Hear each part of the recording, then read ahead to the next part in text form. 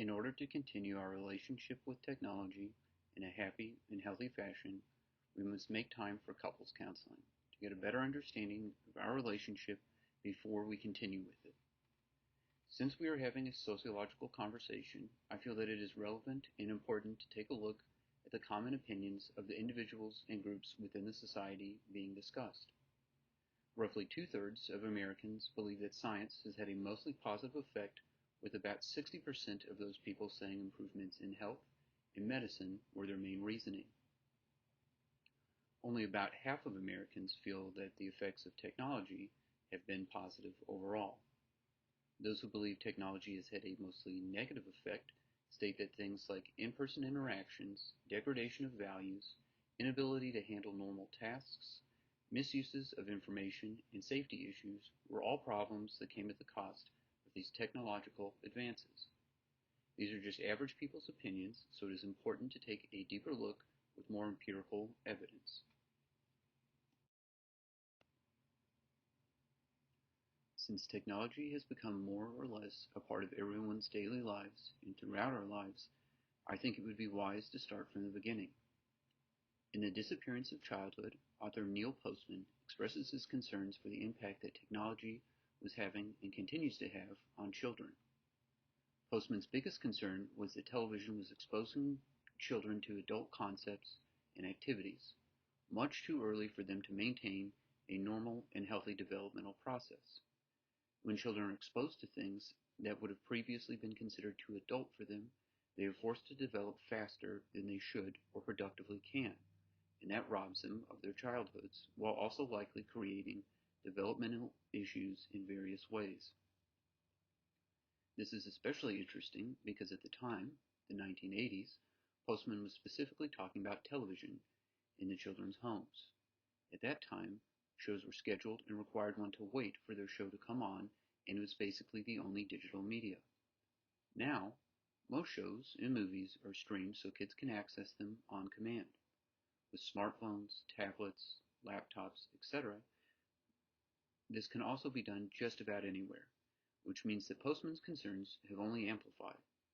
Going along with this, he discusses a concept that he refers to as Frankenstein syndrome, which states that when a person makes a new technology for a specific purpose, there is a realization that the effects of this technology are always unpredictable, and it may do more than what was expected, and the unexpected effects tend to be bad. In 2023, a Surgeon General's advisory was released by the United States Department of Health and Human Services.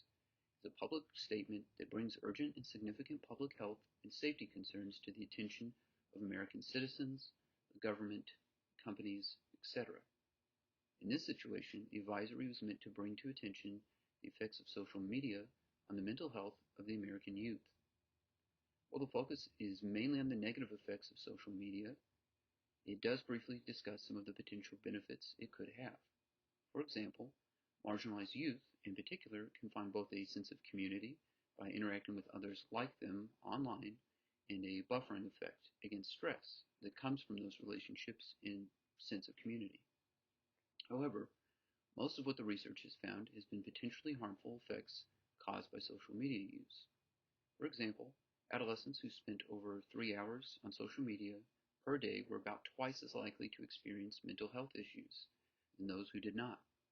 Combine this information with the fact that adolescents around 9th grade spend an average of 3.5 hours on social media per day, and it becomes clear as to why the Surgeon General's advisory was put out. This also goes along with Postman's concerns that children are being increasingly exposed to things that are not age appropriate and will likely cause them problems. Many experts believe and agree that making use of and teaching how to use technology in classrooms is a necessary shift that must be made. Part of their belief is that making use of technology in the classroom can help teachers plan better, create more equitable learning opportunities, and also provide a better balance. Technology being used in classrooms is not a new idea that has not been done at all, but they believe that classrooms are not necessarily keeping up with the times in regard to technology, both in the sense that it could be used to help teachers do their jobs better, and easier while providing students with more hands-on experience and knowledge of technology. The idea being that their students will have to be at least somewhat knowledgeable and skilled in regard to technology going into the future, so it is best to get started now to help them prepare for their futures. However, there are some major concerns.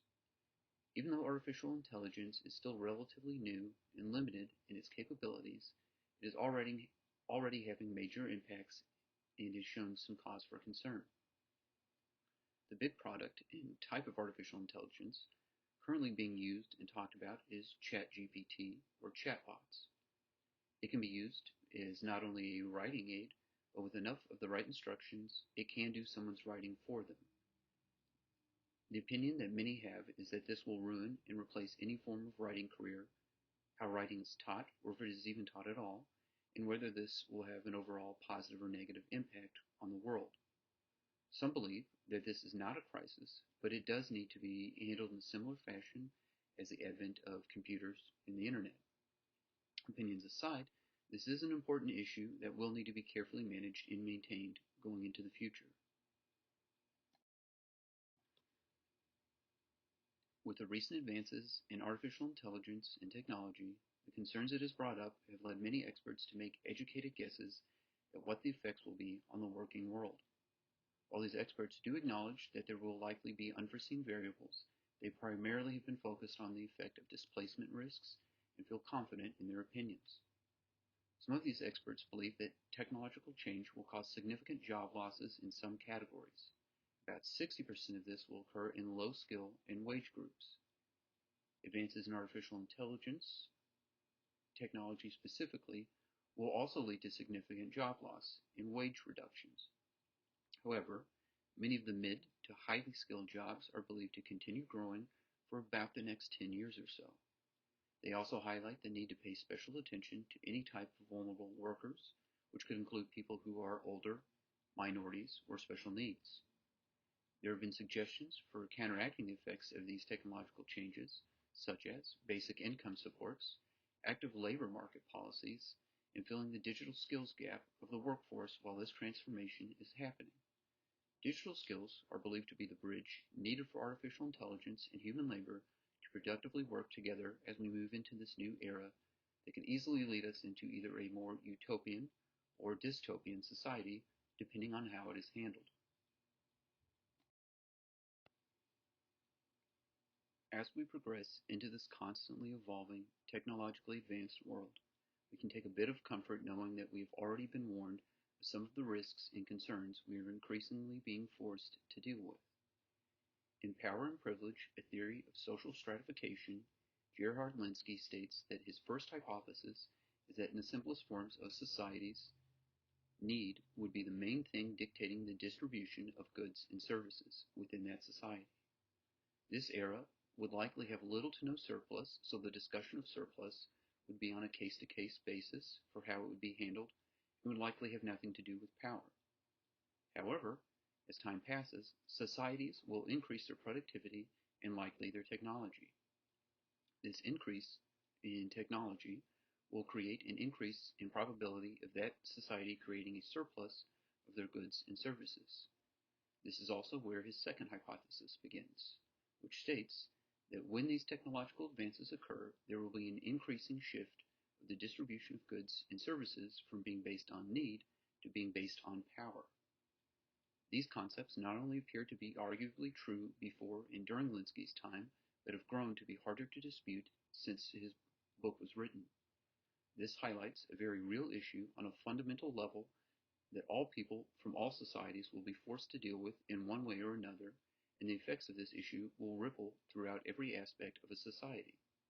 This is especially important in a society facing what will likely be a massive increase in unemployment, which would be a breeding ground for corruption and abuse of power, since the distance between those with and those without will be even greater.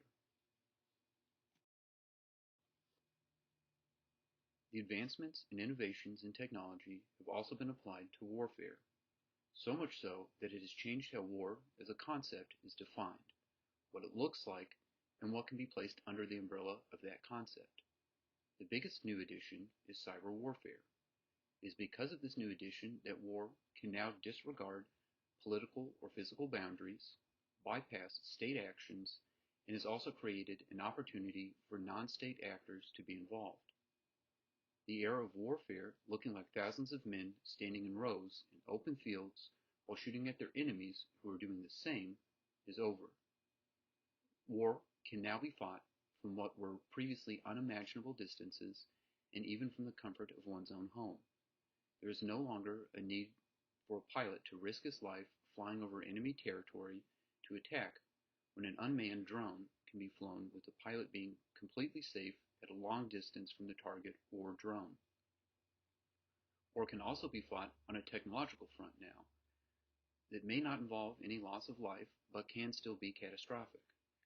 Where there are relatively few people who are actually capable, it is still entirely possible for a non-state actor to single-handedly participate in warfare without the permission or knowledge of any government body.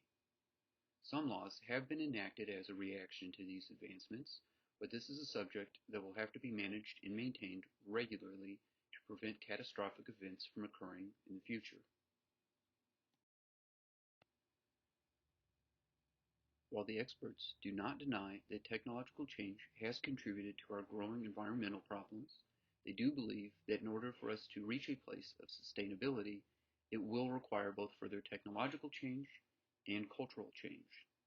Some believe that in the short term, technological innovations will be required, and in the long term, cultural change will also be required. They do not believe that either one is capable of achieving this goal individually. Indigenous peoples have been referenced as a model for the cultural changes that are required of us all because they have a long history of responsible resource usage. Cultural changes will be required to embrace concepts like respect, responsibility, sufficiency, and trade-offs to reduce consumption.